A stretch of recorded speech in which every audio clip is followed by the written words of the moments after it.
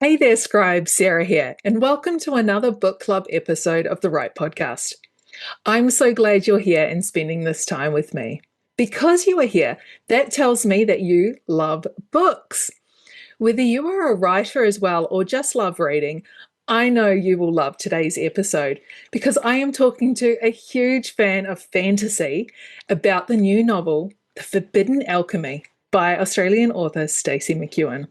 So let me introduce to you my co-host today, fellow bookworm and my partner in life and love, Tim Coulson. How are you, Tim? Hey Sarah, thanks for having me on the show. Very excited for today. Not a worry at all. So, Tim and I have been together for about 4 years now. And when we first met, you didn't actually read much at all. Then you told me that you actually had an idea for a novel, and tell the rest of the story. Yeah. So I'd been a really avid reader as a kid, but then life got in the way, and the internet happened, and I read everything in 30 seconds or a minute. So I never really got into the stories as much as I used to. But I'd always had this character in my head that had been driving to write this story, and I know so much about him and what he's going to do and where he's going to be and all of these exciting things. But I'd never sat down and actually had someone say to me, "Hey, you need to write this."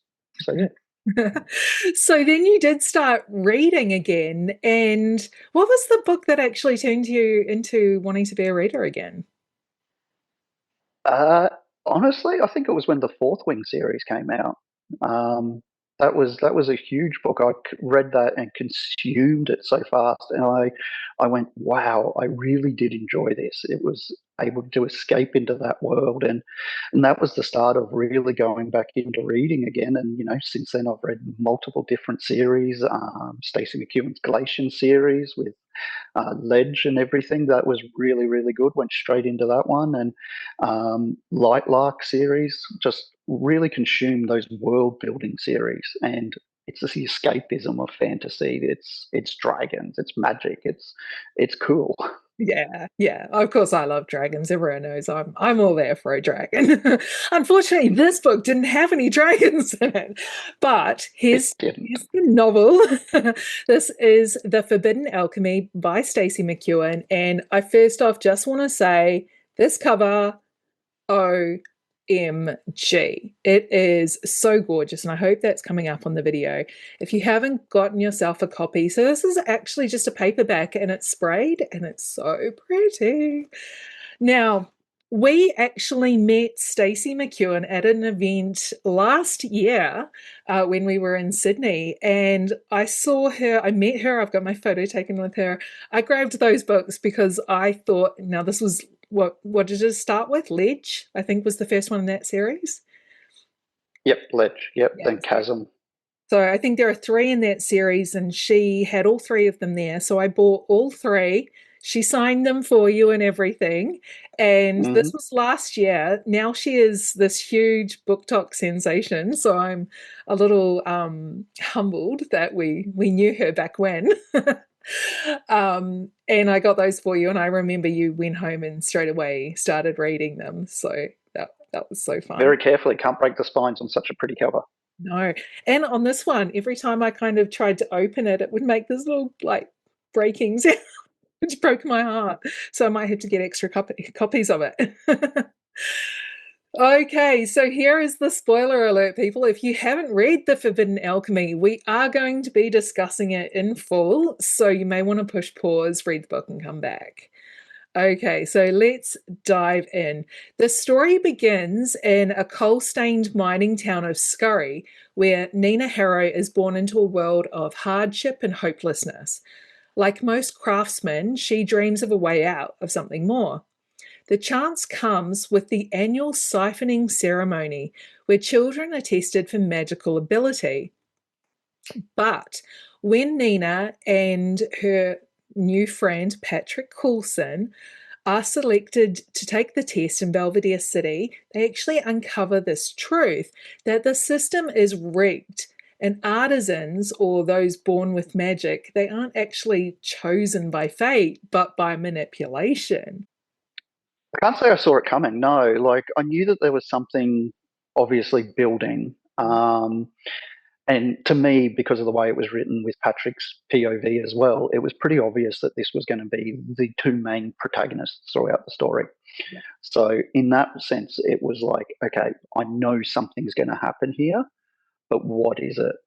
So, the way that it was handled, the way that it was written was really, really good because, I mean, I can totally see a pair of 12-year-olds sneaking off and not standing around the courtyard, going exploring and finding this, store of idiom and this store of fake idiom, blowing the lid on all of that.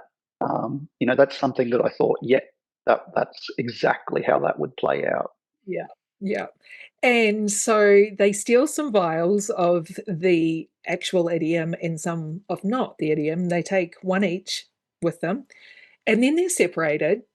And we only see her point of view at this point, where she goes in. Now, she obviously takes the idiom because she is desperate to be an artisan. She gets revealed as this earth charmer, so she can actually manipulate yeah, earth, dirt. So I thought that was really interesting. And of course, they're all very surprised because she wasn't supposed to have that one. She was supposed to have the the non-idiom. So Yeah, yeah. So I liked that. It was built up nicely in terms of how Earth hadn't been an element that had been around for a lot of years, and then it did seem a little cliche that, okay, of course she's going to get one of the most important powers. But I like the fact that as we go through the book, yeah, it's not necessarily the power of the element; it's how well you can use it. Um, at this stage of the book, it was really giving me big Hunger Games vibes. mhm, it Like, was definitely the decision to cheat the system that Nina makes. Do you think? I mean, it was kind of selfish, but also desperate. Would you have done the same in her position, though? Nina was the harder character for me to really identify with. Like, I definitely straight away, I'm like Patrick. Yep, that's my man. So I guess if I was in Nina's position, having grown up worshipping the artisan class and always striving for something more, it's really a no-brainer for her. She has to roll the dice and take this step, especially with everything that's happened with mum, dad. The situation that she's in at home. She doesn't want to return to that. So it's safer for her in a way to take this bold step and go, I'm really going to lean into my love for the artisans. Yeah, yeah. So after that, she stays in the city, in Belvedere City, and she trains and she meets Theo, who is also an artisan that was um, created, I guess you'd say, chosen at the siphoning. So those two work quite closely together and they fall in love and have this dynamic relationship, which I thought was really cute. I was really rooting for Theo. You he was that that boy that everyone loves, and she was this girl with no friends. And I really enjoyed that relationship. And I was at the back of my mind, I'm like, but why would Patrick be in the story if they were going to end up together? So me, I love myself a love triangle. How did you at that point in the story with Theo? What were you feeling towards him? Uh, I never liked Theo. He just didn't vibe for me. I think because he was such a upperclassman. So, the story was always built around coming from nothing, and Nina and Patrick shared that coming from nothing. So Theo was always just the distraction for me until they got to Patrick and Nina. Yeah, yeah, for sure. So then we have the they're older at this point. The school is blowing up, and Nina Mm. makes the decision to pretend to have died. Um, and then spends, I think it's 7 years on the run, basically. Yeah, it's 7 years, and that was one of the things that I thought Stacey did really, really well. I loved the fact that we had this big time jump, but it was so well handled. Like she picked up a newspaper, and it's like this conflict's been going on for 5 years, and then Nina looks at the date, and it's like this is 2 years old. So it was just really well handled. Within the space of a paragraph, the reader was transported 7 years into the future. Mm. It did at the time when I read that. I was like, oh man, so the school's done with. Like, I would have liked to have explored her schooling a lot more, Mm. like to really build on how she learned her element, how she gained the skills to really be able to manipulate it. Mm. Because a lot of what we've learned is that there's a few different artisans around, but not many of them can reach the level of charmer.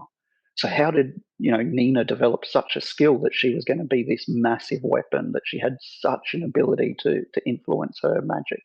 Mm. Yeah, and I think you're right. There definitely other authors would have done it more, like Harry Potter, where it's this huge world building experiment, really. And I think there is so much more that we could have learned and uncovered in the school that we kind of didn't, which was, it's fine because I love the book the way it is.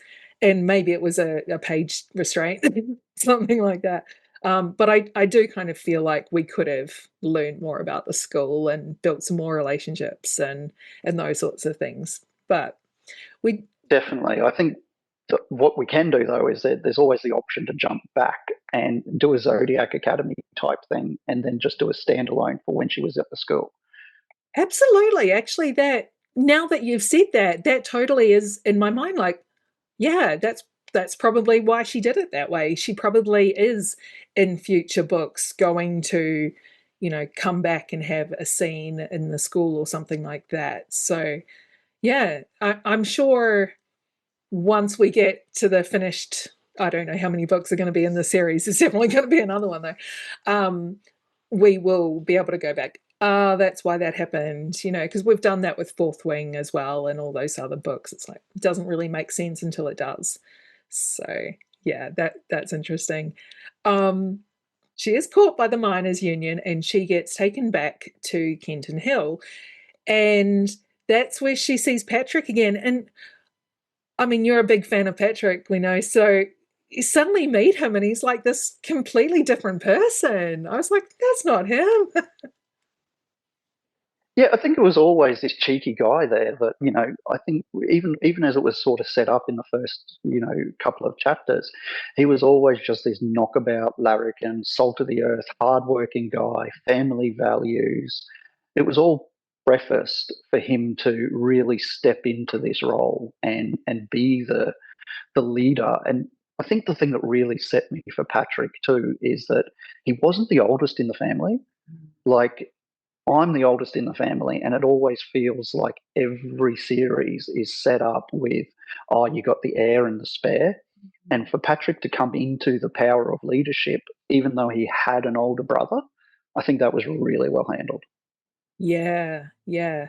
So we see their relationship, and she does actually spend a lot of time in that book with Nina in Kenton Hill, experiencing the good and the bad that Patrick has created. There's more of everyone shares the food, that sort of thing. But then if you do something wrong, you really get punished for it. So I thought it Mm. was a really interesting way that she showed us those sorts of things. And it's like, so we don't really just love him because he's not, this beautiful, everyone gets everything that they want and I'm taking care of it. It was, no, you don't pull your weight. There's repercussions. Um, Yeah, it's probably the most effective communist society, isn't it? that's good. So, I mean, and that really made me have that kind of relationship with Patrick. It's like, oh, okay, he does some good things, but then he does some bad things, and he definitely sent one guy to be killed. So yeah, he isn't all Mm. sunshine and roses. There's definitely that element of, if you're going to be a leader, you've got to make some tough choices too. Yeah, definitely. And I know that Stacey's based the book, or like she was inspired by the Peaky Blinders. So I think there's definitely overtures of Tommy in there. Like Patrick is a little bit morally grey. Like, don't get me wrong, he's not a Zayden or a Darius, but it's that element of I've got to do what I've got to do. Yeah, yeah. And the relationship that does simmer once they're both in Kenton Hill, it yeah, it's like they really don't like each other, and then they do like each other. Yeah, there was that element of, oh, should I, shouldn't I, should I, shouldn't I? It was a little bit like going backwards and forwards there. And it's like, guys, just come on. Let's just do this, okay? And then, of course, Theo is in the town as well. So she sees him, Mm, of course, after 7 years. So that's a bit of a shock to the system. And I think the love triangle that kind of emerges from that point. I mean, it's not even really a love triangle. I don't think she really gives Theo much of a chance. He's already burned his bridge. And I think at yeah, that, 100%. Like, yeah, and she's already got this years long connection with Patrick. Um, I think at that point Theo becomes the bad guy really because he says some things and he does some not nice things and um, the the difference between Theo and Patrick is quite obvious in some of those scenes. yeah, and I think that's the character arc of Patrick and Theo that really contrasts in that regard too. Like Theo almost takes a negative character arc. He's a bit of a dick. He's a bit entitled at the start, and then the way that he leaves Nina and he's like, "Well, I've got what I wanted while we were at school. Off you go now." And then he that sense of entitlement just overrides everything. And it's sort of, I think it really helps set up the distinction between the classes. Yeah. The artisans are all very much, it's about me, whereas the craftsmen are more like, it's about us. So he Mm. does have and character arc, and he kind of redeems himself at the end. But I was like, dude, come on, that's the bare minimum you could have done. Yes.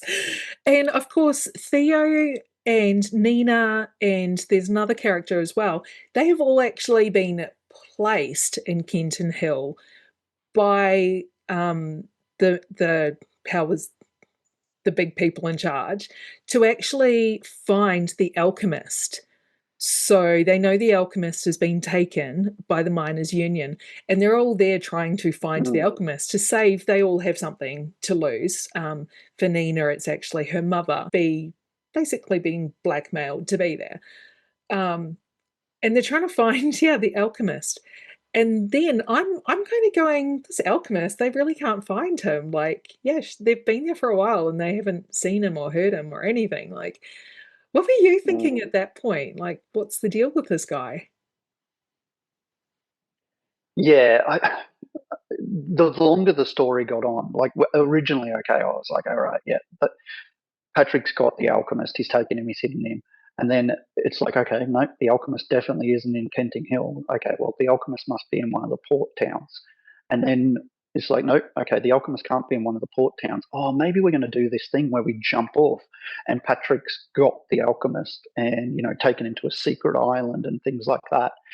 As the book went on and on and on, and it was built up about, oh, we've only got one alchemist, the last alchemist, the alchemist is the key to everything. I was starting to think, hang on a minute, Patrick doesn't have this guy. Like, he hasn't actually found him. He's just bluffed his way through this. Mm, mm. I was thinking that too, that he was, yeah, just bluffing. And then he got very honest and he's like, no, the alchemist that you're looking for is dead. And then they're like, but Mm. there is an alchemist because it is still, you know, being created. It was a little bit before that where I was like, I bet it's him. I bet it's Patrick. And then it was, and it still was a little like, oh my God, to me. So he had actually taken some idiom and not even become an artisan, but he'd become an alchemist, which could turn this material into idiom, which, was Mm. all the power. How was that like? Yeah, for you, how did you react when you learned that? So that was a big reveal for me. It like I'm pretty good at finding out and getting little nuggets, and then when things come, it's like, yeah, okay, I knew that was like Brennan. I knew that that reveal was coming, but that one I didn't, because I think Stacey had handled it really, really well with the bullets in the tunnel when they were shooting at Patrick, Mm. um, and he was able to manipulate them. And straight away, then I'm like, all right, he's got a metal power. Like he is 100%, he's turned himself into an artisan. But then to learn that he actually could siphon and he was the key to it, I did not actually see that coming. So that was good. Yeah, yeah. And then he had given some idiom to both of his brothers as well. So they actually had it, Mm. which definitely explained why the blind brother was such a good shot. This episode is proudly sponsored by the Sunshine Coast Fiction Festival, one of the most exciting new events on the Australian literary calendar, and I'm thrilled to say I'm hosting it. Join myself and over 80 other authors and vendors for a 3-day festival of creative inspiration, community, and conversations at Venue 114 in Book Arena, just minutes from the beach and surrounded by the vibrant writing culture of the Sunshine Coast in Queensland. Whether you're a brand new writer dreaming up your first novel or an established author wanting to connect and learn and celebrate this wild creative life, we've got something for you. And bring all your bookish and reader friends too. The weekend is devoted to bookish fun and your chance to meet and chat with authors of all fiction genres, including romance, science fiction, fantasy, crime, and children's. There'll be workshops, panel discussions, author Q&As, and plenty of time to mingle and network and get inspired. You'll hear from some of the biggest names in fiction, including Stephanie Holmes, who's a USA Today best-selling author of dark, delicious fantasy. A.K. Mulford, a Sunshine Coast local who writes fantasy novels, rom-coms, and she's a BookTok star with a heart for magical stories. Rachel Johns is one of Australia's favourite authors of women's fiction and rural romance. Cadence Snow, she's a beloved in the indie romance scene for her gripping and emotional stories. And T.L. Swan, queen of spicy international bestsellers with legions of devoted fans. And Candice Fox, award-winning crime writer and screenwriter whose thrillers you cannot put down. And of course, I'll be there too, not just as your host, but with my own table at the signing, ready to chat, sign books, and cheer you on wherever you are in your writing journey. This is your chance to meet some of your favourite authors, connect with other passionate readers and writers, and soak up an atmosphere of creative energy that will stay with you long after the day ends. Tickets are already selling fast, and this is a 3-day event. So if you're thinking about coming, don't wait. The Sunshine Coast Fiction Festival is proudly sponsored by Serenade Publishing, the Queensland Writers Centre, the Sunshine Coast Libraries, and Baventi. Head to sunshinecoastfictionfestival.com.au to check out the full program and book your ticket now. I can't wait to see you there. Yeah, I thought Yeah, that that was was good, and that was really, really well foreshadowed with the darts and everything, and you know how he had handled himself. It made sense why there was so much metal around the town and how he could navigate so easily as well. So I thought that foreshadowing was really well put into the book. yeah, definitely, definitely. So who was your favorite character out of everyone? Was it Patrick? Patrick, like you got to root for Patrick. Come on. I actually really liked Tess Coulson. Um, so Patrick's mum, I really liked her. She was this woman who was kind of stuck in the situation she didn't really want to be in. And her husband had, made her live this life that she didn't really want to be living. And then she had these 3 kids kind of, continuing that tradition and getting deep into this rebellion. She was, as a matriarch, I think she was really good and strong and stoic. Yeah, absolutely. So as that matriarch, she absolutely nailed it. Like all those boys were pretty powerful blokes, pretty strong personalities, and Donnie was just like, "Yes, mum, will do, mum." Like she was giving me big Gemma, Sons of Anarchy vibes. Yeah, yeah. So at the end of the story, it definitely left us on this cliffhanger. Um, Patrick found out that she was betraying him, so there was like no love lost in that part. The Kenton Hill is basically all destroyed, and Nina and Patrick are both taken off to the city. Mm. It was dark, like it ended dark. Where do you think it's going? Do you have any theories on what will happen? Yeah, so they're in a tunnel. They're in a tunnel, and Nina's still conscious. Like she gonna break them out, man. Book two is gonna be a breakout. There's no way they're going back to the city yet. They're going to go back to Belvedere when they're ready. Interesting. See, I think they'll go to Belvedere, and I think they will manipulate the city somehow because they're good manipulators, these two. I see they're going to burn it down from the inside. Yeah, yeah, it's going to implode on itself. It will. 100%. I agree with that.